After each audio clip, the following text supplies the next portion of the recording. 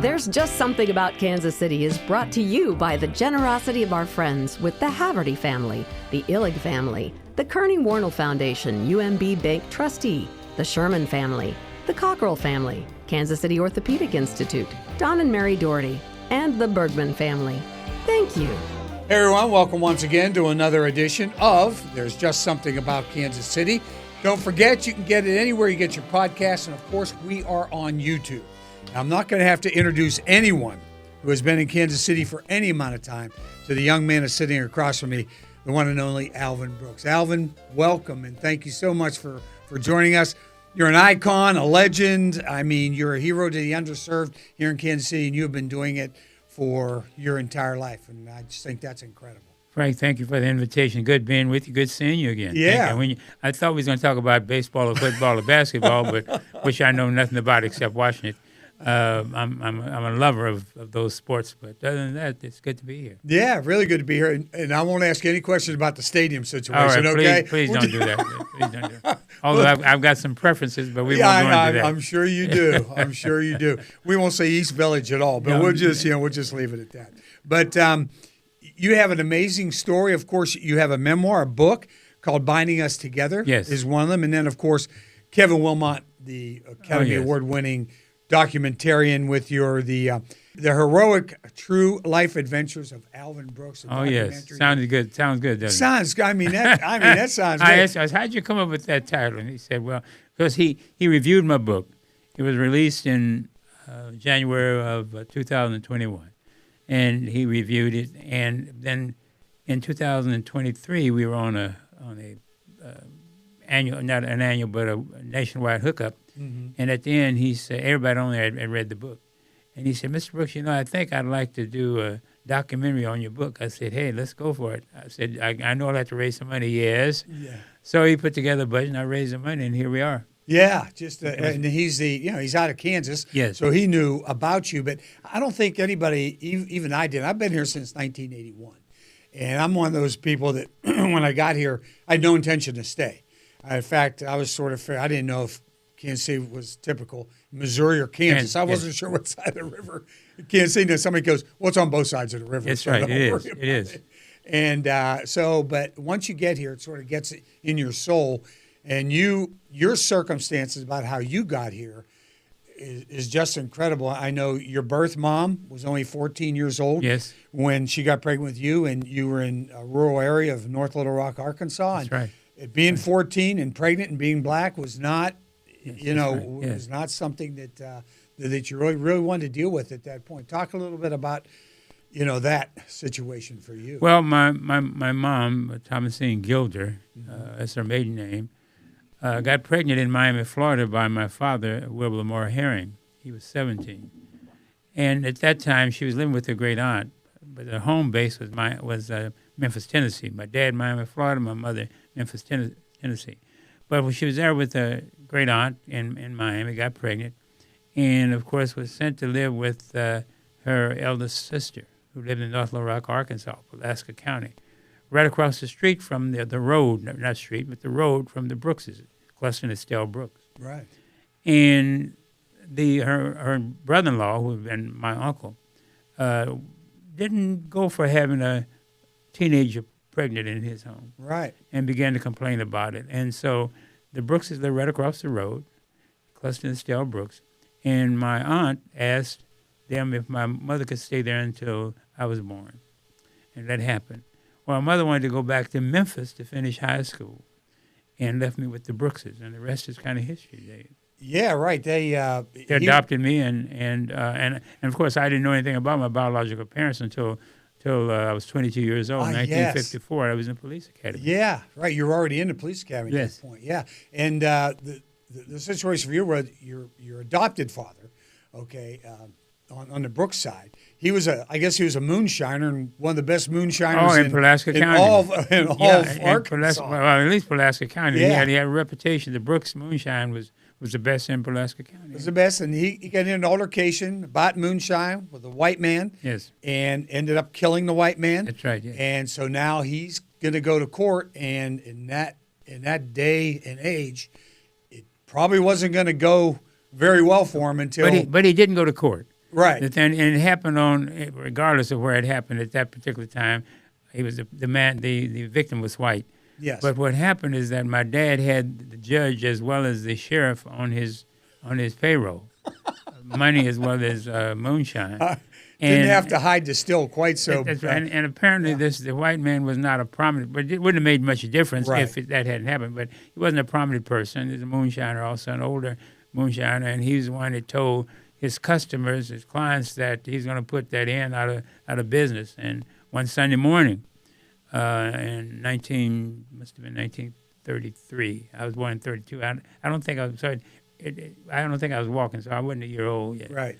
And came on the proper Sunday, as my mother told it, Estelle Brooks, and had a shotgun and drove his truck right up to the side of the house and started.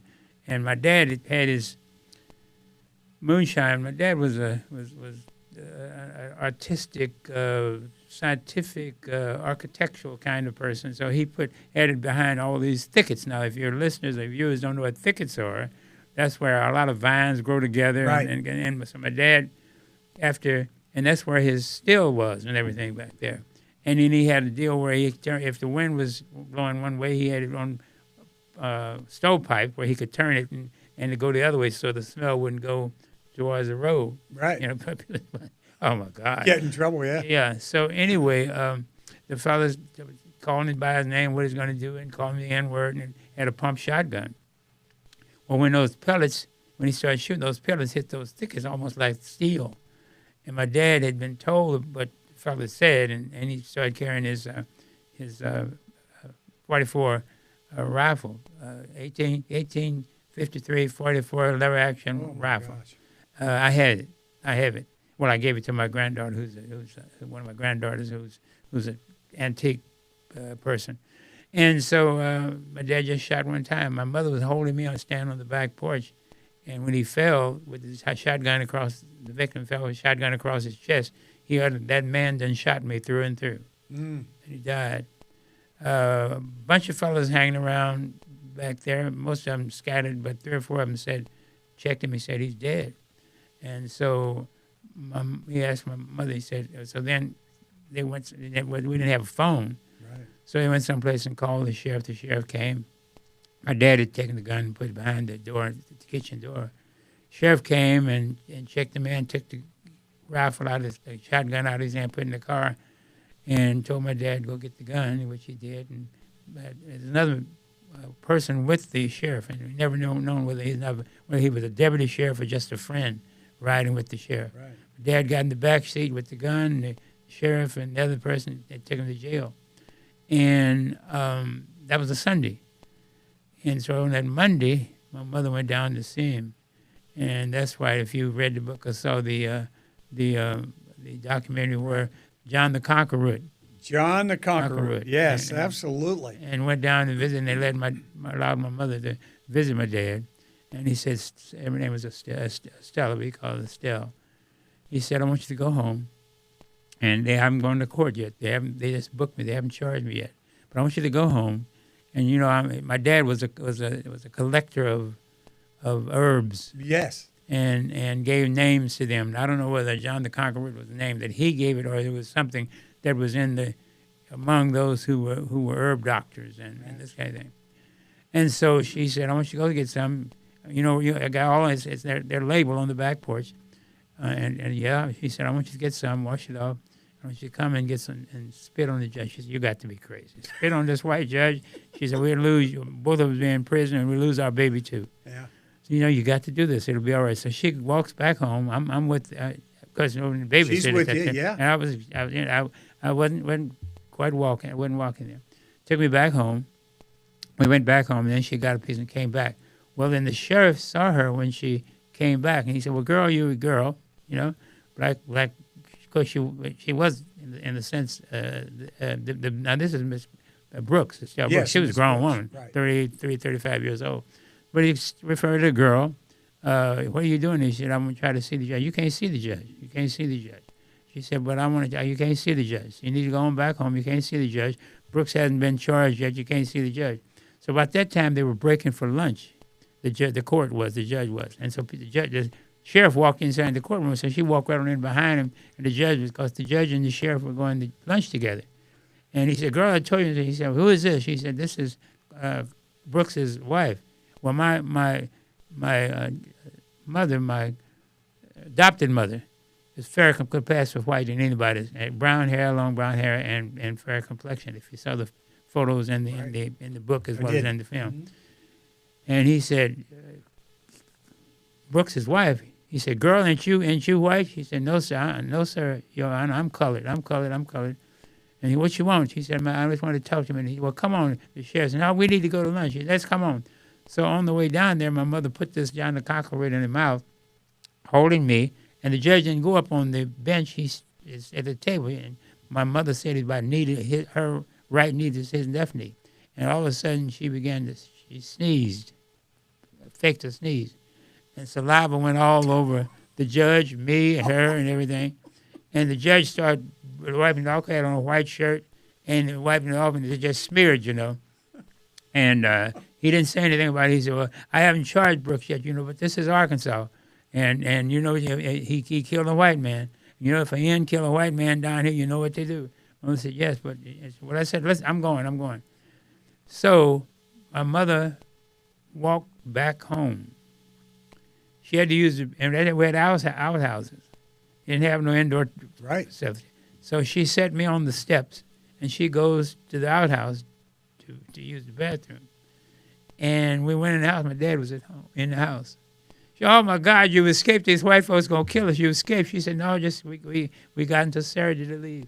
So let's get together. Let's sell this place and do everything. And I'll destroy the debt and everything." And that's how we got to Kansas City. Yeah, it's amazing because John the Conqueror, she sneezes on the judge. Next thing you know, Dad's back home. Yeah. And, your adopted father's back home, and she just comes out and he's there. Yeah. And it was John the Conqueror, right? And I don't want any of our listeners to go and get some John the Conqueror. And if their friend or they're getting in jail, spit on the judge. Please don't do that. Don't do that. I don't, and because then you say, "I heard it, I saw it on Frank Ball's show, and I'm doing that." No, they may sue you, but don't sue me. Let them sue. I'm just a bearer of news. That's all you're doing is relating a story, right, Alvin? That's absolutely right. Okay, so then why Kansas City? Is you're in rural North Little Rock, Arkansas. What was the connection to Kansas City to get your adopted parents? My dad, Cluster Brooks, and when I say my dad, to our viewers and our listeners, although my adopted father and adopted mother, they were my parents. They're your parents. Yeah. So they raised you. But I just for the listeners and viewers will know. My dad had a sister here. They lived in Kansas City, Missouri, at 3409 Denver. Wow. Which is out by the Veterans Hospital for those that don't know. That's sort of near Leeds, right? Yeah, well, yeah. Well, where we live, that wasn't Leeds. It was two additions, two black additions. One was Couches, the white man who had the property, and then the other was Allen. So I lived in the Couches part. That was the western part. So it was all of us went to Dunbar Elementary School, regardless, and all black rural communities. Rural is what we left Arkansas. And so that's how we got to. So my dad came and we lived with his sister in Kansas City, Missouri, at 3409 Denver. And for her husband, M.T. McDonald, her name was Mitty McDonald. Her husband that allowed us to go there. He slept someplace else. He was a crook though. He was a crook. He ended up killing his partner. Oh my gosh! And throwing it in a well in Liberty, Missouri. And fingerprints all over the axe and everything they killed him with.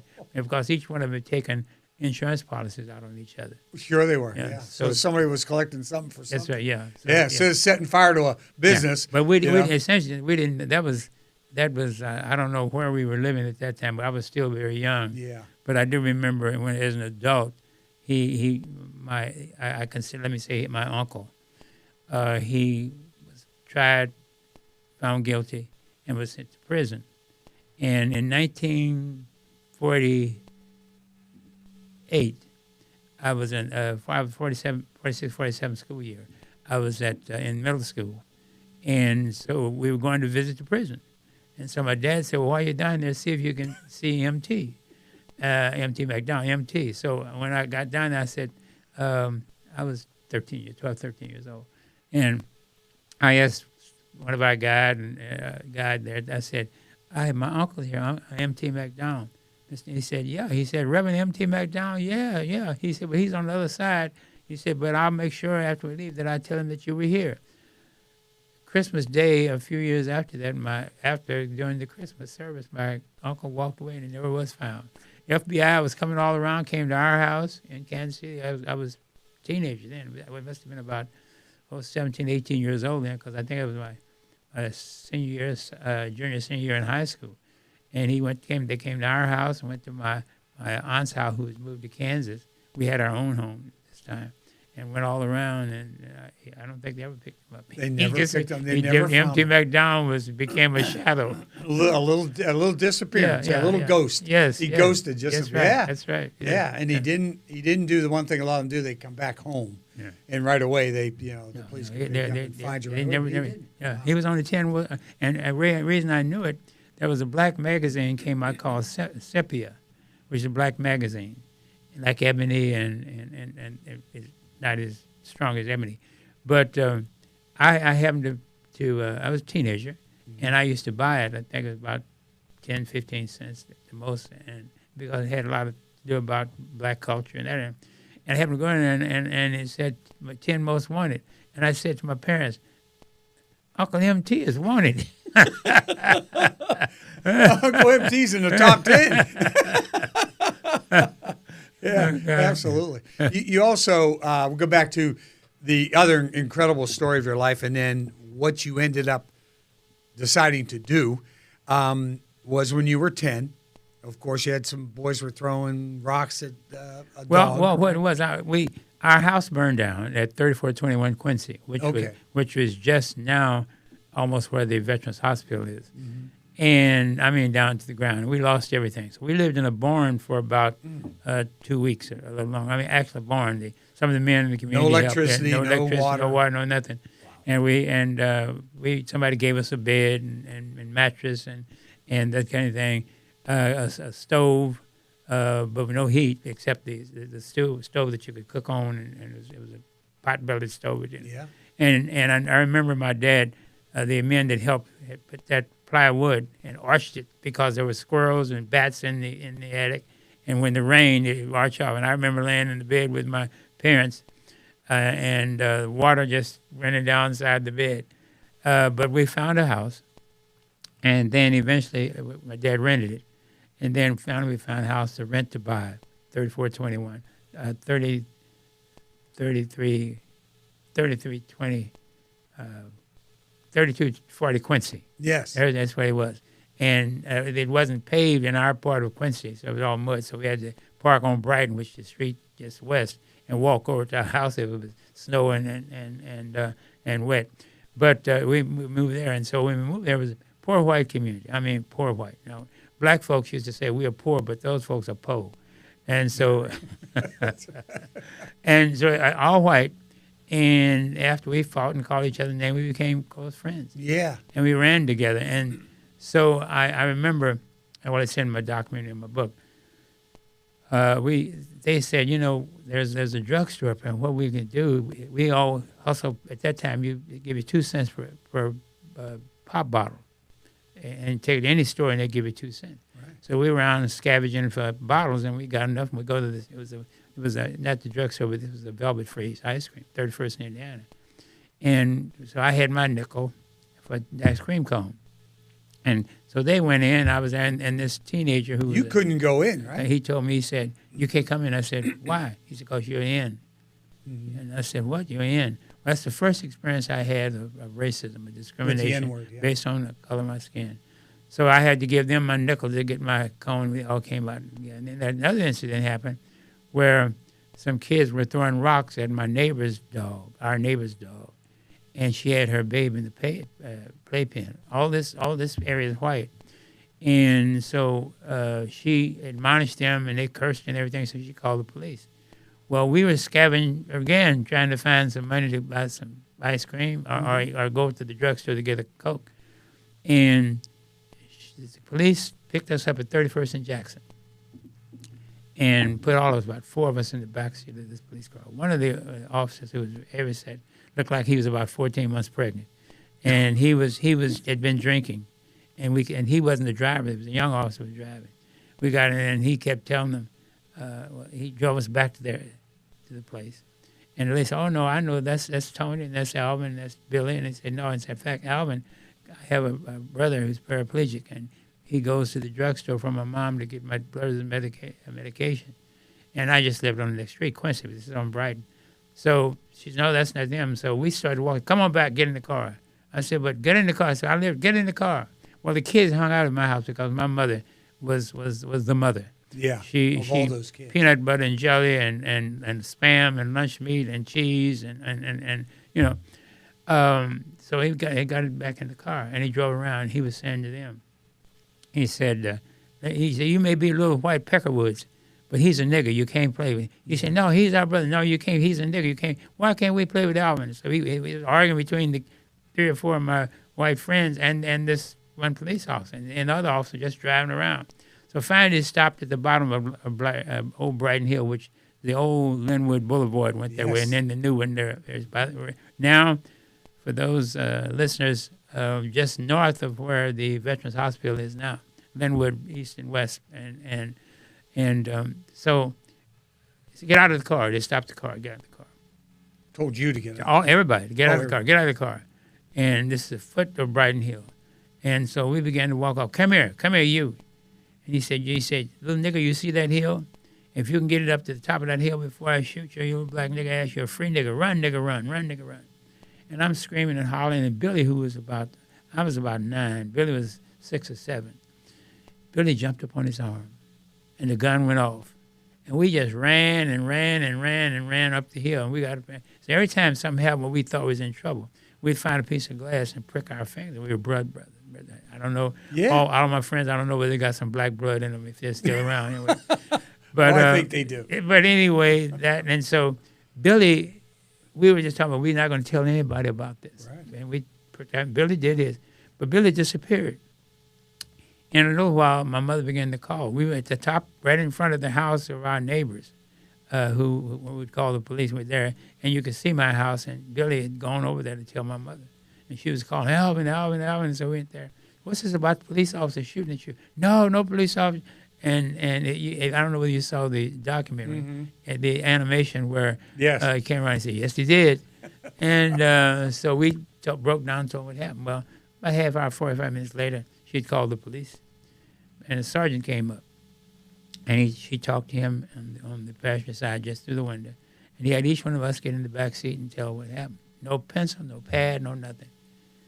And he told my mother, we'll investigate this and get back to you. Well, he hadn't gotten back to us yet. My mother and dad's gone to glory. I don't know where he is. But that's the kind of incident that we had growing up, and others involving police and myself as individually as a kid. Yeah, and the other thing is he would have shot you. Because I think what he's doing, he's trying to make you. Well, he tried to run away from me, so I shot him. Yeah. You know, I wouldn't. Listen, I wouldn't have been surprised. Right. As I grew up, it was not. We laughed about it because what Billy did and this kind of thing. But we weren't old enough, I don't think, to realize the seriousness of what it occurred. Exactly. We were very much aware of what he said to us in the car, in the police car. Sure. What they were better than me, and they couldn't associate with me. And then that followed up by this incident, but I still didn't feel. I was scared to death as well as they were. But I couldn't connect the two together until I grew older as to what he was saying leading up to that. And I wouldn't have been surprised if he hadn't shot me, or at least shot at me just to scare me. You know, and this kind of thing. Yeah, exactly. Just that's an incredible story, and I think that leads us. I think you married Carol. I think you were 18 years old. Well, 17 or 18 years old. 18 and 15. 18. She was 15. You were 18. Yeah, and we were married 63 years. Yes, 63 years. Until we got married the 23rd of August, 8 p.m. at 2632 Park, the home of her parents, her grandparents, and we were the great parents of 6 kids, 1 boy who passed on, and 5 girls. And my wife would be, this coming July the 21st, would be 12 years that she transitioned. Yeah. And we had a great, she was it's interesting. I promised my parents, my mother had passed. My adopted mother had passed. The 20th of August, 1950, the year I graduated from high school in 1950. I was 17. And, but she never got a chance. She met Carol Rich. She met her because she was on a sick bed at Old General Hospital, the segregated hospital, General Hospital number 2, the quote-unquote colored hospital. My mother was. And one Sunday I took my girlfriend, Carol, there, and I said, Mama, I was a senior, and I said, Mom, this is my girlfriend, Carol Rich. Well, she knew the Rich family and all, but my mother didn't really, she didn't know her. She didn't even know me at this particular time. And I always said this: if someone was present, I'd say Carol went and got pregnant, and oh God, a fight was on. My mother should have had you arrested for statutory rape. But I promised my parents I was going to go to college when I finished high school. We got married the 23rd of August, 1950. September, I started college. Yeah, right. You went to Lincoln High School, right? Lincoln and R.T. Coles. R.T. Coles Vocational School for black kids, and Lincoln High School for our black kids. Because there were 10 high schools, I think at the time, 2 black and 2 white. And Lincoln, and in the third floor of Lincoln High School was a junior college because we couldn't go to the white junior college. For blacks only, right? That's right. Yeah. No, it wasn't for blacks only. It's where blacks could go. Because the white only was at 39th and McGee. Okay. But white could, it was prior to desegregation. So yes. Because I was the year I graduated from the junior college with an AA degree, that May is also the May 17th was Brown versus Board of Education. And the Warren Court said that segregation in public education was unconstitutional. And based on the Plessy versus Ferguson decision of 1896, where Plessy was a black man who boarded a train in New Orleans, and he was fair complexion, but they figured he was black, and he went to sit in the white car, part of the train. I experienced that interesting when my mother passed in March of 1950. I'd never gone on a train before, and my dad said, "Why don't we go home?" And you got out of school. It was my senior year. I hadn't graduated yet, though. He said I hadn't had the commencement exercise. He said, "Why don't we go home?" So we took the train. We boarded the train down at Union Station. Color to the left, white to the right. Color to the left, white to the right. And then it all became more and more plain where we were in the good old U.S. of A., land of the free, home of the brave. Yeah. So all the way there went to St. Louis and then down. But on the way back, we caught on the way back from Little Rock, Arkansas, North Little Rock to St. Louis. We sat anywhere we wanted to, and then when we got to St. Louis, it was coming back to Kansas City. Color to the left, white to the right. Isn't that amazing? You're coming from Arkansas. You're good to St. Louis. Yeah. And all of a sudden you get to the state of Missouri, and all of a sudden now you're segregated. Yeah. Well, no, it's because St. Louis was considered north. Yes. See, north. Right. But so that was the kind of experience that I had as a youngster. And you also, I think, we'll get to the police academy, but I think did you want to be a pharmacist? I think was that your original dream? You read my book. What was to be a pharmacist, and your circumstance. This is where life is amazing. Because if you had been, just imagine if you had been a pharmacist. I think you still would have been very active in the community, but not nearly what you became after that point. And you decided to go to the police academy. Yeah, I think maybe I would. Well, you could be right.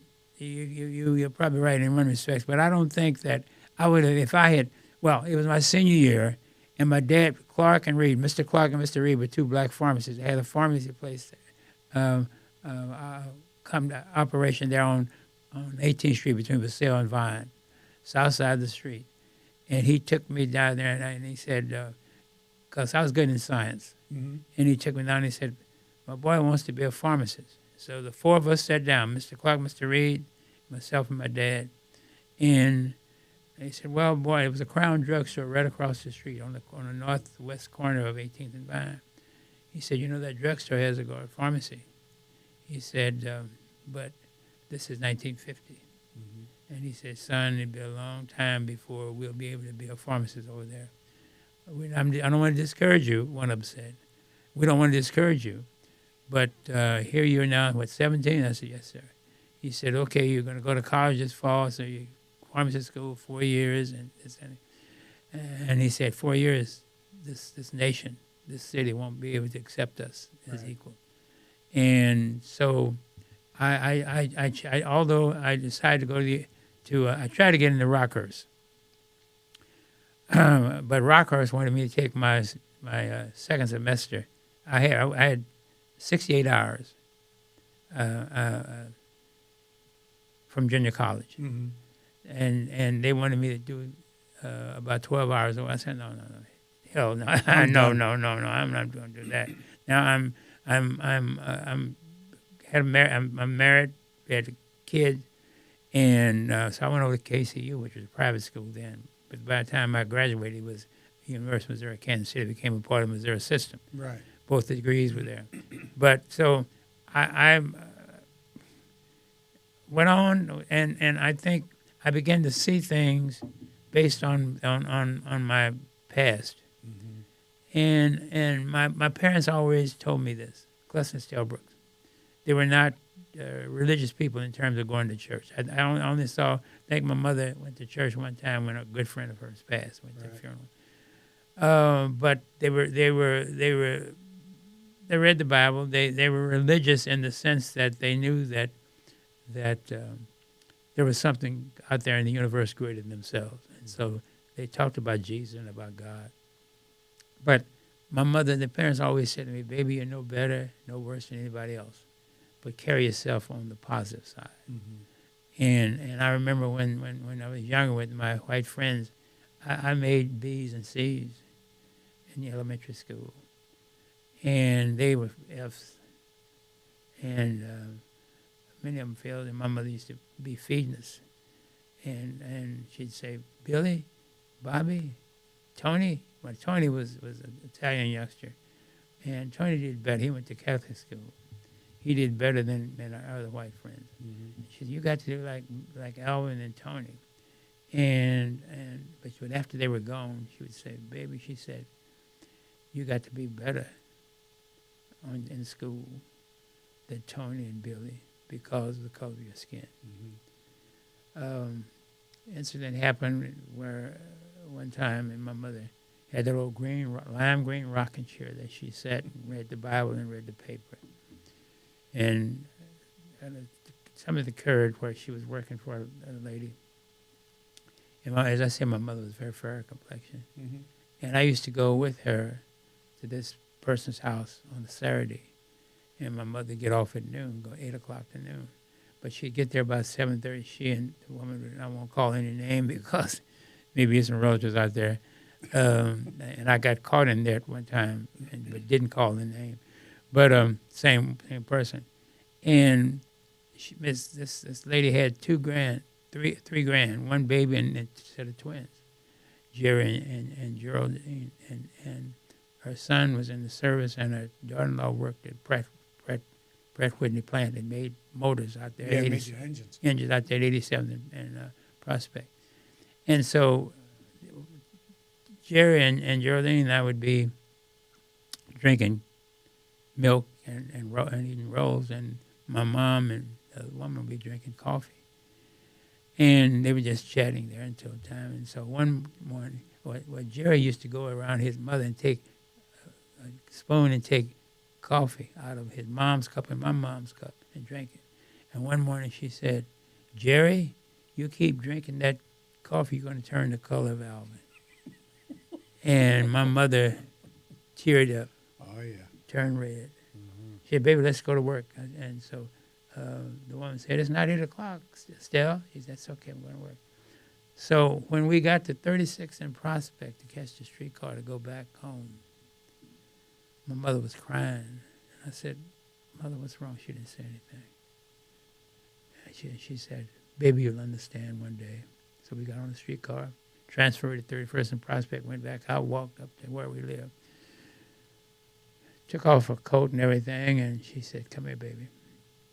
I was 6 or 7 years old, 8 maybe, and she had me to get down on my knees, lay my head in her lap, patted me on the right side, and she began to read the Bible and sang a little bit of Precious Lord, Take My Hand, old spiritual. And she prayed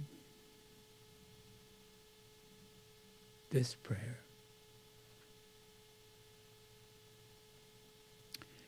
And she said, God, help my baby to become the kind of man that you want him to be. And I can hear her voice now. I've heard that voice over and over and over again. And several times she did it, but that was the first time she'd done it. But I never could understand what had occurred, what that, Jerry, until I was older. Mm-hmm. And it's interesting, fast forward to, had the riot. I was appointed the first. That was after Martin Luther King's 1968. Right? Yeah. The riot started that Tuesday, the 9th of April. Because the Kansas City public schools did not close. That's right. And Dr. King was killed that Thursday on the 4th of April. Right.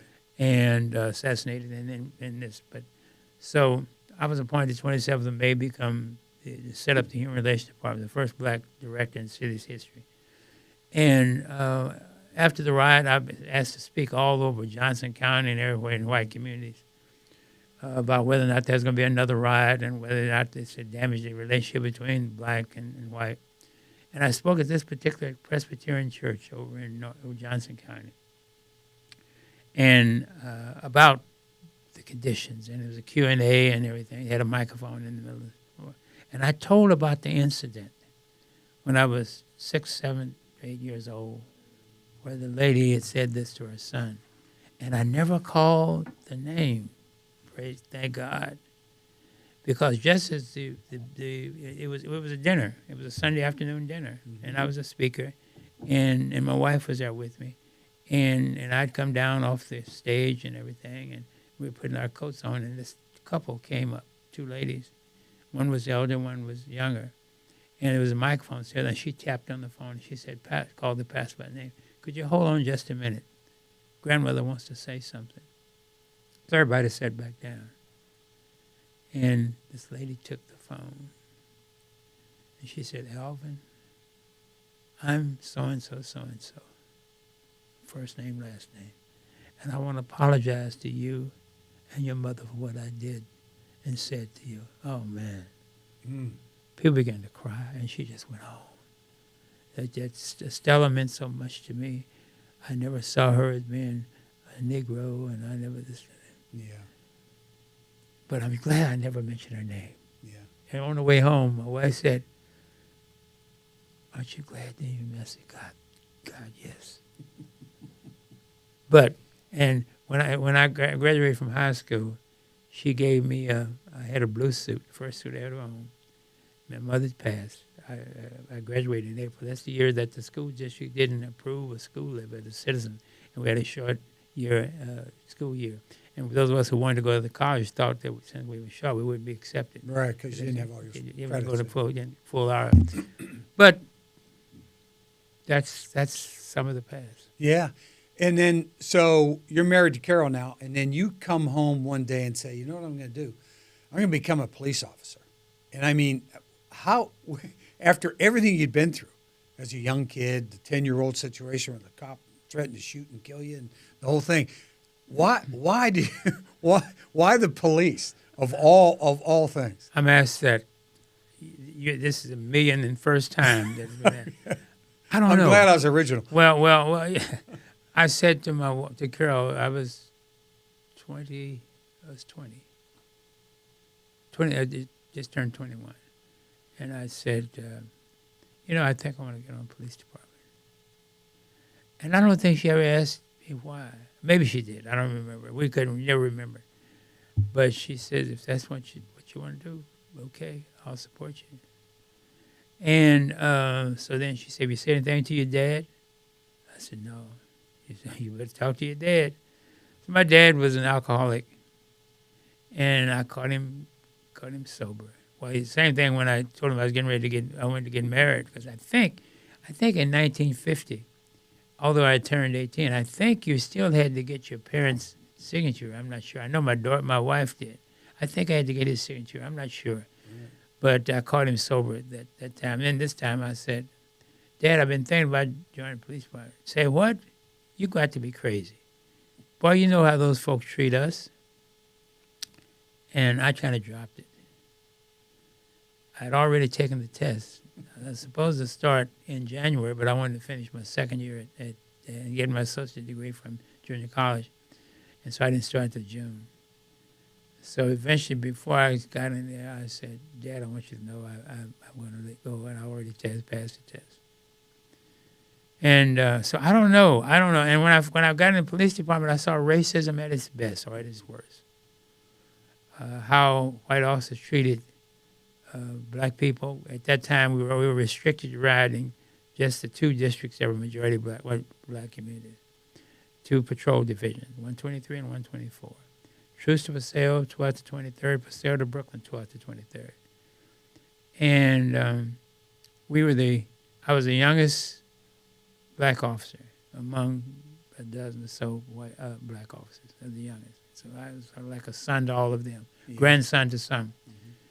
And they took me under their wings. And then two other black officers. And we were all born the same. Well, one of them was born in 33, and the other two were born Is this Bumpkus and Bowie? Bowie, Yeah, right. It's Brooks, Bumpkus, and Bowie. The three Bs. The three Bs. And we took a different turn in how we saw things in the black community. We became so much the vanguard. We saw it was near the end of the Pendergast and Mafia days. Yes, right. Still, the control of the drugs and the policy. Probably some of you don't know what policy is. When you write policy, taking bets on policy. Yes, right. It was illegal unless you had a stamp, a federal stamp to deal with it. But it was run by white. It was owned. The businesses were pretty much owned by whites, but they used black men and women to front. And so when people went to jail, they were black. So we came on, and I said, "Listen, something's wrong." Bumpus came on 6 months after me.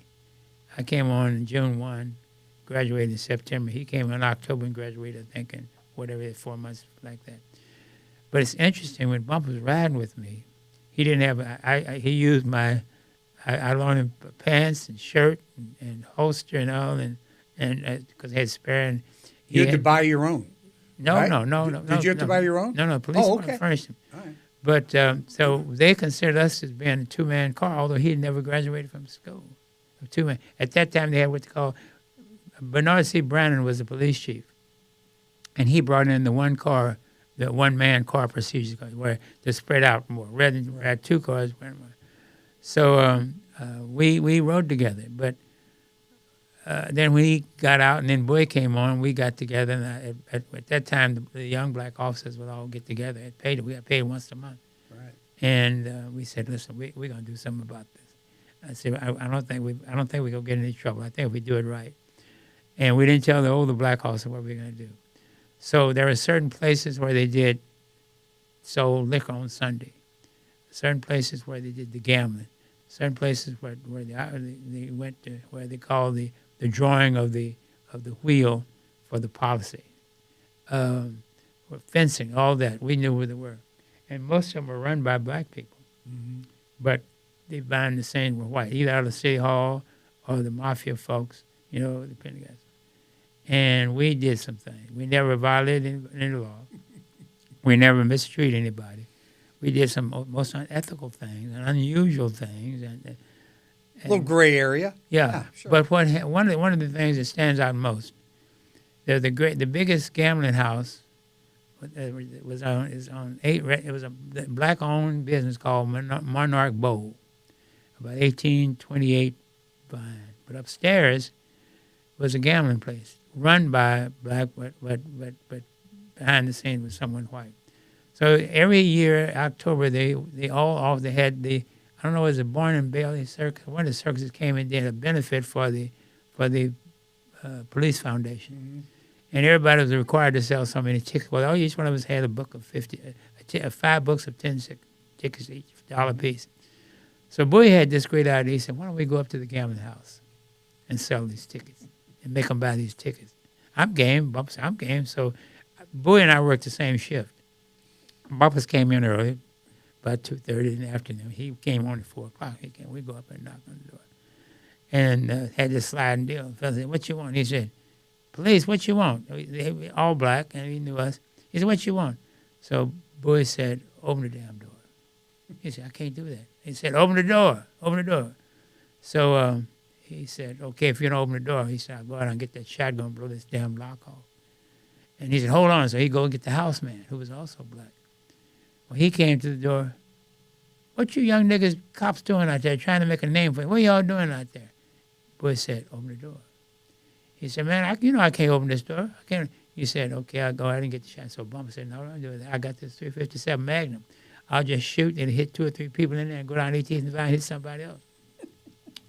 So finally opened the door. We got in there about 2,000 people. One woman, never shall forget, and they had a pool table there, money and dice all around there. And we both, all 3 of us had our guns down to our side. Everybody get up against the wall. He said, you getting ready to rob us? You going to rob us? Everybody know. We know you, Bowie and Brooks and Bump. We know. And no. He said, how many of you got kids? Bumper said, Bowie said that. Everybody raised their hand. He said, we got some circus tickets. We want to live with you. So each one of us had 50 circus tickets. So we put them on the table. He said, tomorrow we'll come back. We want $150. And Bumper said, we don't want no food stamps either. We want all money. Next day we came back. They had $150, but they had $75 more dollars. And Boy, I said, no, take just $150. Yeah. Go back and get 75 more tickets. and we did that. So the next day, 2 of the black officers, Lloyd DeGraff Reed, who was the first black detective sergeant, and Omar Brown, who was a veteran police officer, detective, and they met us back down at 18. But Bowie was off. So Bumpus and I were there. And he said, listen, what y'all did yesterday was something throughout the department. But we tell you, watch yourself inside the department as well as outside the department because they're after you. Yeah. Watch yourself. But we didn't. So then we went by and Bowie, his place, and said what they said. He said, well, what are we going to do? I said, we're going to keep on doing it. And so we went and talked to Mr. Bluford, the Kansas City Call, Tom Webster with the Urban League, Mr. Carl Johnson, who was the NAACP, a lawyer and the first black municipal judge. And we told him what we're going to do. They said, well, we'll support you, but be careful. So we did that until they split us up in February of 1958. So we had 2 good years. We did some things. It was just so funny. And you know, people who did the bootlegging and all that, people park. And 12th Street was no parking 79 westbound and no parking 46 eastbound, 12th Street streetcar. And so people just park and nobody said anything. So we said we're going to start targeting them where they're parking. So what we do, we'd write a ticket, probably come out and tie the ticket up and throw it in our face. So we had the tow truck waiting up the street, tow truck. And so I tell the tow truck driver, I said, now, don't get in no argument with anybody. I'm going to be there. You don't get any argument. All you want to do is tow the car. And what you doing with my car? I said, now, if you interfere with them, I'll arrest you for interfering with the police officer. I want to have your badge. I said, if you can get it, get it. And we did. It was fun. Yeah, it was fun. But we did our job. Yeah. And one final thing. White officers, prostitution up and down 12th Street, from at least Woodland to Charlotte. And all the Johns were white, from Johnson County all over. Well, white officers catch in the act, in the alleys and this kind of thing.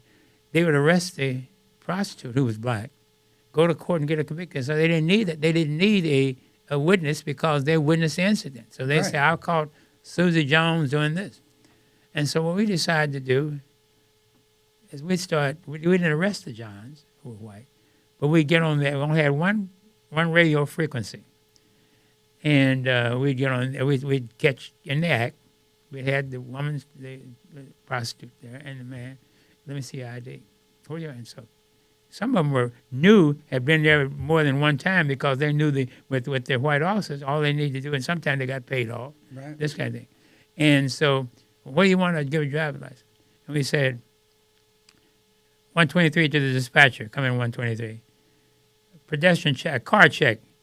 And the driver is John Smith, white male, birthday 5/10 so-and-so, 1957 Chevy, license number Wyandotte County, Johnson County, so on. Man, it went all over the city. The white officer stopped arresting black folk.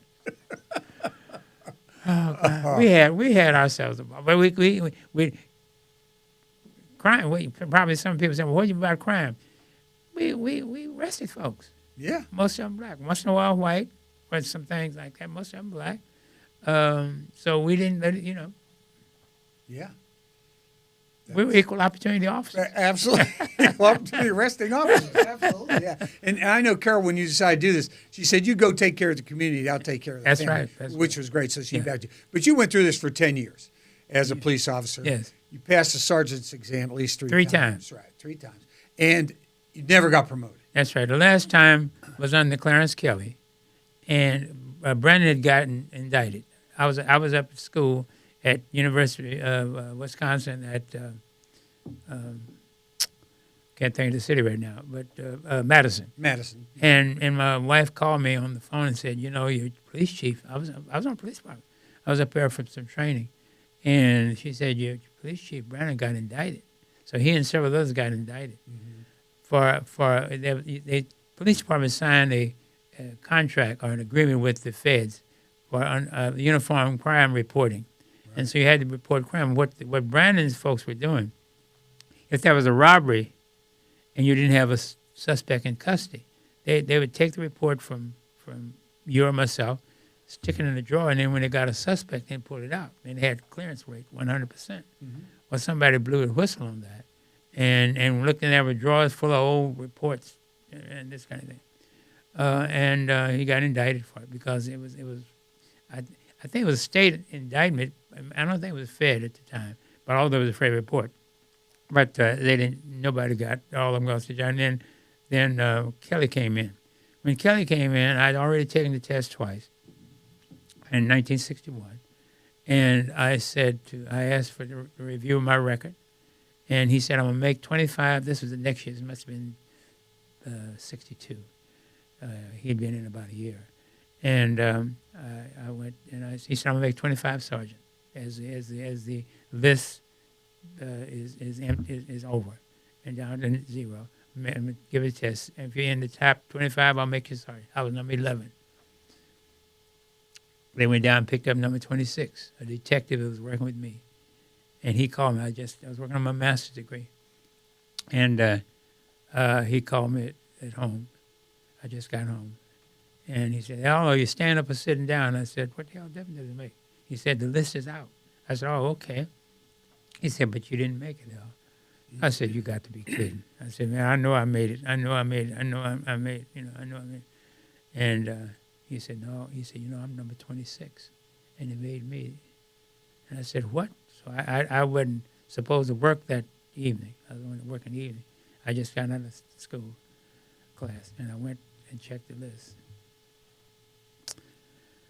So I went back to the chief, and I said, "I got to give it up. Yeah, it's not right." And that was Kelly. Then he went, Reagan, FBI director. Mm-hmm. And I was on the Board of Regents down in Central Missouri State at Warrensburg. Kelly was commencement speaker. And we shook hands at the lunch before the commencement. And at commencement, he said, "I want to digress just a moment from my speech." He said, "I want to apologize to one of your regents." Excuse me, Mr. Alvin Brooks. He said he was a police officer when I was police chief. He said, "Mr. Brooks told me a number of things the day he resigned. I didn't understand what he was saying until I went to become director of FBI, and I want to apologize to you." After that, we became very close. I was in the Bush administration, as I told, because he came to Kansas City in January of 19. You're one of the 1,000 points of light. Yeah. He came to Kansas City. Bill Bennett, who was the drug czar, came first in October of 89. And he called me in December and said, "You think that ad hoc can host the president?" I said, "Let me talk to Reverend Horsfield," because we met at Missionary Baptist Church, and Reverend Wallace Horsfield was the pastor. And so he said, "Oh, sure." So then in January, but I'd already been appointed in October of 89. But he came to Kansas City. And I told him, and so we had a luncheon back in D.C. at March of 90. And he bragged about me and ad hoc so much. And he said, "Al, you got anything you want to say?" I said, "Yeah, Mr. President, I want to say this. I know why you appointed me, because you ran out of black Republicans."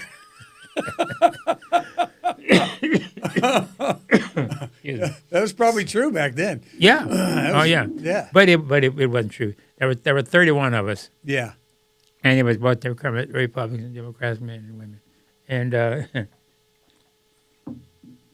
so we had a good relationship with him, as well as with Bill Bennett. I had a chance to leave Kansas City. Yeah, some people started to come after you. Some other cities started to come after you to go to their cities. Bill Bennett wanted me to come work for him, and he was director of the President Drive. Let's see, I was appointed to the President National Drug Advisory Council. Mm-hmm. Bennett was over the I forget the name right here. It's in the book, but of the agency that handled everything. He wanted me to come and join him. And my wife and I talked about it. I said, this is kind of shaky. The president hasn't got a long time. If it changes, I'm going to be coming back to Kansas City. And I said, I don't think so. Yeah, right. So I told Bennett no. Right after that, he appointed a fellow named Sterling Johnson, who was the district attorney for the Western District of New York. He prosecuted the mafia people. He had a bulletproof car and bodyguard and all that. But he left that position, mm-hmm. but he was on the board with me. And he went with Bill Bennett. Bill Bennett left in 2 years. Now he was hung out there. They brought in another director of that, and it was the governor of Florida, I think, who took Bennett's position. He didn't know what he was doing, and Sterling called me and said, "You're pretty good with the president. I want a judgeship." So I talked to the president. Called the president of the United States. And he appointed him for the judgeship to this court of Washington, D.C. Gosh, that's amazing. How many presidents did you meet? Face to face. I was Obama's president. I was Obama's representative from Western District, Missouri. Right. During his first election, mm-hmm. and I met Clinton at the White House, and I never met Obama at the White House, but during his tour when he came to Kansas City a couple of times, and of course Bush here in Kansas City was at the White House. Yeah. So for being able to call the. I'm president looking forward to meeting the present president. Yeah. I'm not sure if he's going to be here anytime soon. You notice I had my tongue in my cheek. I saw it. I saw it in there. We try to stay away from politics in here, but sometimes it's pretty tough. But your activism, you went through. We talked about the Martin Luther King situation. You were the Kansas City Public School District student parent relations at that point. You had the ad hoc group against crime. That's what brought the president and Bill Bennett to Kansas City. Right, and it's still active today. Yes. I mean, this isn't something you just stepped in front and said, "Hey, let's put this together," and then boom, and then walk away. Right. You are totally involved all the time. And I remember when I got here in 1981. You can correct me, and your memory is just incredible. But you were on the radio at night, I think between either 6 and 7 or 7 and 8 o'clock at night. I don't know if it was on Hot 103 Jams. It was on the black-owned radio station. Right, it was on Carter Broadcasting Group. Carter Broadcasting. They had both AM and FM. Right. The AM was the gospel side. Yes. And the FM, 103.3, was rhythm and blues. Right. And so the owners at that time, Skip and Millie Carter, the late Skip and late Millie Carter, they started the station. And then in 1977, when they had this, 10 women were killed, one white, and ladies, they were all prostitutes. And it was the same time the Son of Sam was on the East Coast in New Jersey and New York killing people and killing prostitutes. And so the black community thought that was the same thing happening here in Kansas City. So they thought either police or were doing the killing, or Johns. Come to find it was neither, that it was drug dealers. And Al Lomax, who was a sergeant assigned to investigate this, his unit. And Al and I were very close and sort of my protege. And we got together, went over the place, and it wasn't at all. So that's how the Gad High Group Against Crime got started in 1977, November the 30th. Right. But you were on radio. You'd have a call-in show for parents or a kid or anybody that's in trouble right now. We had a talk show. Yeah. But at the same time, they allowed me to be any place on the air. When the young girl was snatched, she was about the third child was snatched by a fella, and I can't think of his name right now because he was federally charged. They called me and said, hey, we got a missing girl. And her brother, he was snatched at 26th and Chestnut from her brother's hand on the way to school. And they knew they had a description of it. And so they called me, and I forget what they call it, down at 20th and Prospect in the park. The police was, is a term they use. They were all there. And so I went there, and they said, the child is, that's their name, and is in this kind of car. So I went on the air, say, Alvin Brooks broadcasting live here from such and such and such and this kind of thing. And I was driving around the city broadcasting on the radio. And this fella had her in the car going up State Street in Kansas City, Kansas. And she said, he's calling my name. He's calling my name. So he put out the car. Somebody found her. Mm. And then they found out who he was because he had the license number and everything. Right. He was picked up by the State Patrol in Illinois going the wrong way up Access, whatever, and arrested him. He in federal court. I went to court on him in magistrate court, in the federal magistrate court. And he pleaded guilty. Rob Larson who's now senior in senior status, was the judge, and they showed pictures of her body on the screen. Yeah. I testified, that's what I was on the air and what's happening. He pleaded guilty. It was about 4 or 5 months after that. His mother was in court when he pleaded guilty. She harassed me for 3 or 4 months. You dig a hole for somebody, you fall in it, you step on a banana, and she's an evangelist. Oh, God Almighty. But she harassed me about her son. She was in court when he pleaded guilty. I didn't frame him. Yeah, right. He pleaded guilty. Yeah. But that's what, and I did this. We held New Year's Eve rallies, vigils for everyone who's lost a loved one. Then we had at 27th Prospect, the mock cemetery, and had a casket there. And at Ad Hoc, we had a casket at Ad Hoc, had a mirror, and we bring young black males in there and said, "See, look at you." Well, they walk away. They look down into the mirror, looking right at you. Yeah, it was kind of draconian, but we. Well, you know what? It's almost like those old shows of Scared Straight. Mm-hmm. Yeah, you put the kids in a day with mm-hmm. prisoners and tell them exactly what's going to happen to them if they end up in here, which probably scared a lot of them straight. I'll bet that scared a lot of them straight. Yeah. Too. Oh yeah. But you've been activist this whole time, and I know back, we're going to go just touch on this because it still resonates today. After the riots, after Martin Luther King's assassination, and Kansas City public schools did not shut down for his funeral, but they had shut down for Kennedy and the whole thing. So you have the riots, or 6 people were killed, 20 hospitalized, city was torched. There was no grand jury, no nothing. They come out with a report, and that report was 50 years ago. And really not that much. I was 15, changed. 1968. It was commissioned by Ike Davis, the mayor. It's a Blue Ribbon Report. One black member was Dr. as well as I know him, was a psychiatrist. He was a member. But the report was not really complete. Mm-hmm. It mentioned the 6 black men who were killed.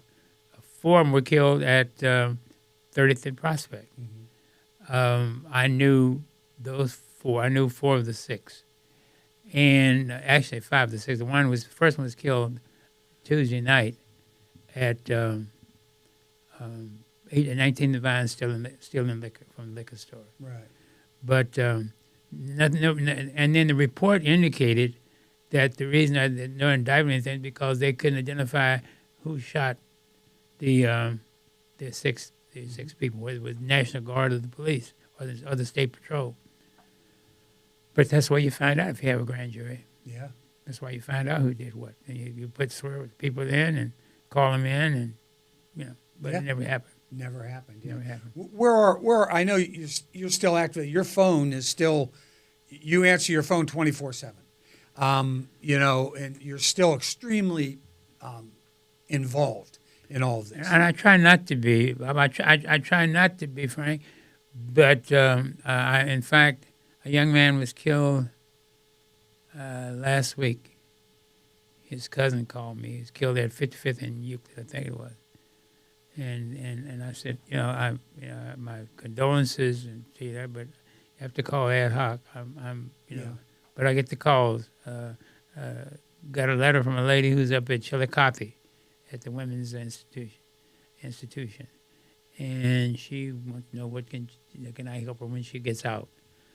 So I still get it, and not as many, but it makes you feel good when you're in Aldi's about 3 weeks ago, and this lady was there, and she said, "Mr. Brooks, you won't remember me." She said, "But you saved my life."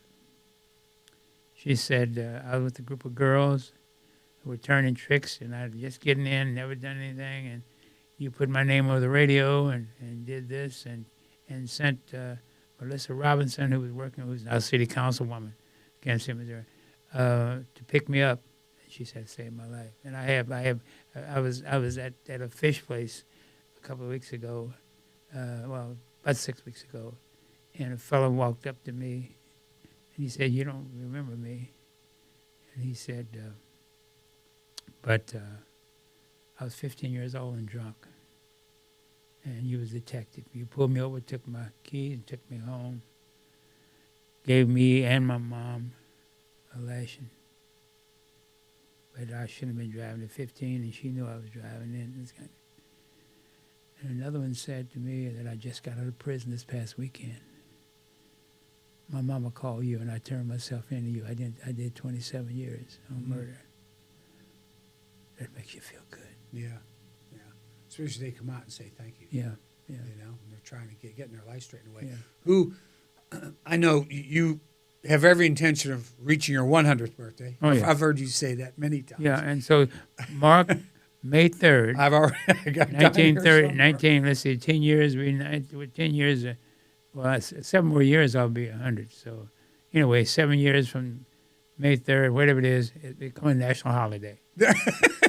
We're definitely going to make it Alvin Brooks Day if they haven't already done it. And like I said, 1,000 Points of Life, the Harry S. Truman Public Service Award, Kansas City of the Year. You've done so much for this community and have remained here.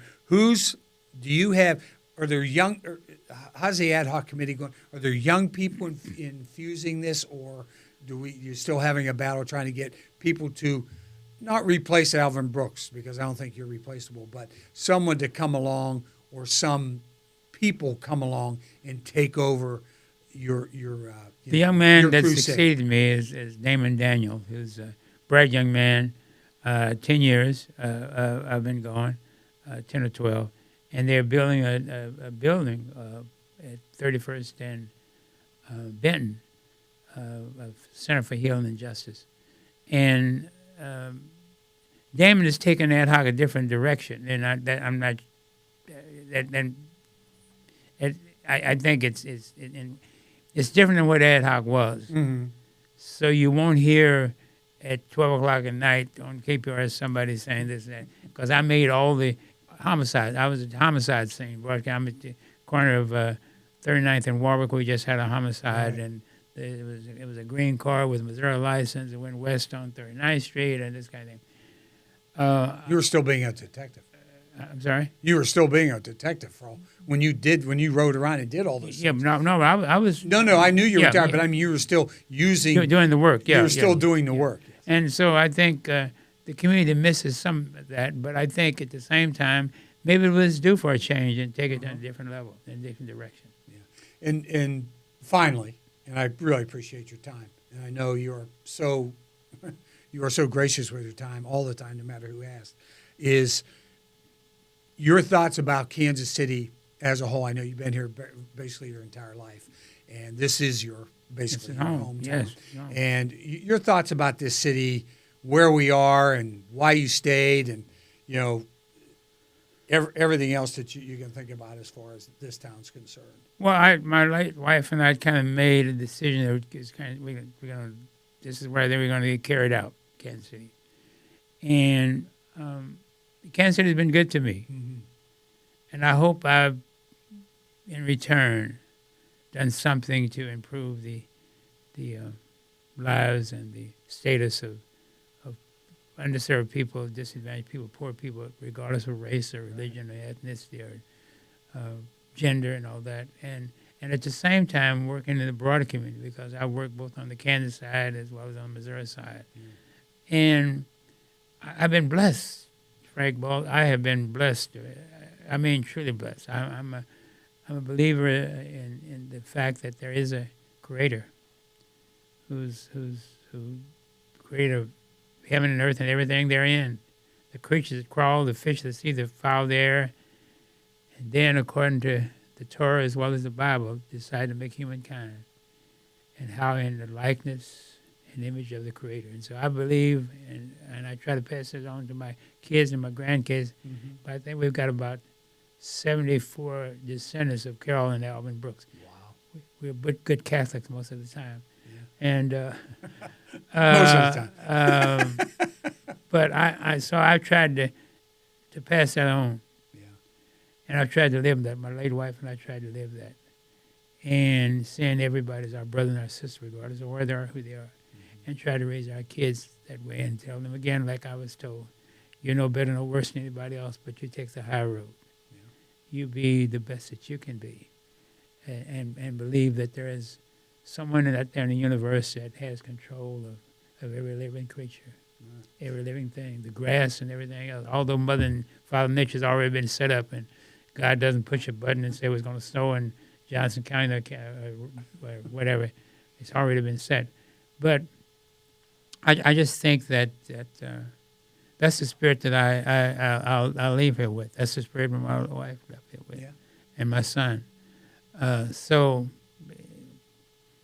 I see Kansas City as a great possibility. I don't think it's as much as it can be. Sometimes I look at the politics that disturb me, both city as well as county and state and national.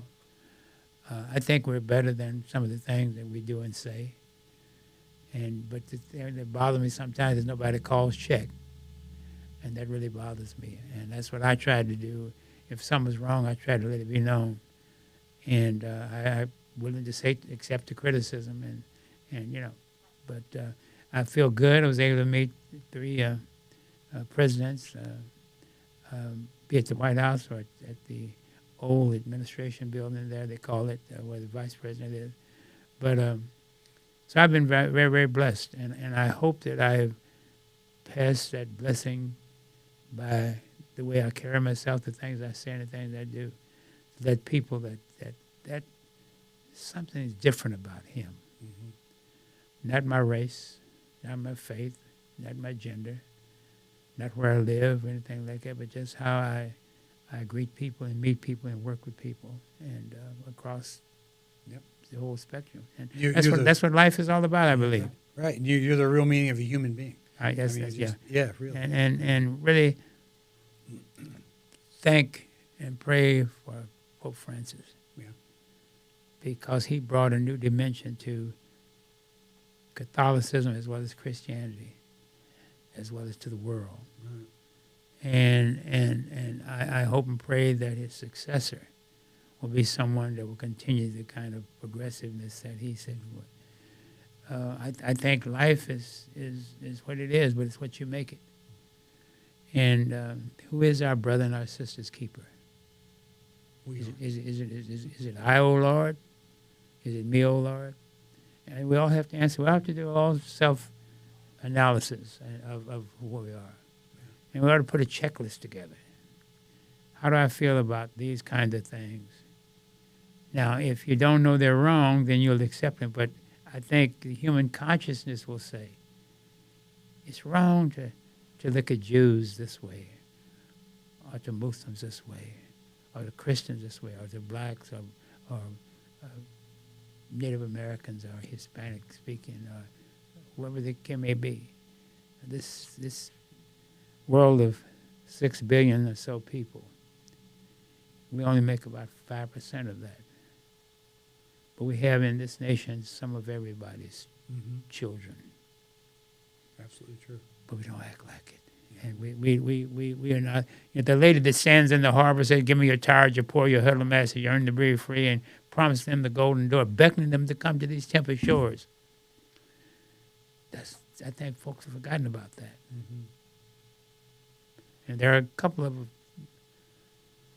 of groups that never saw that side of the Statue of Liberty, and was not beckoned to come to these temperate shores and promised the golden door.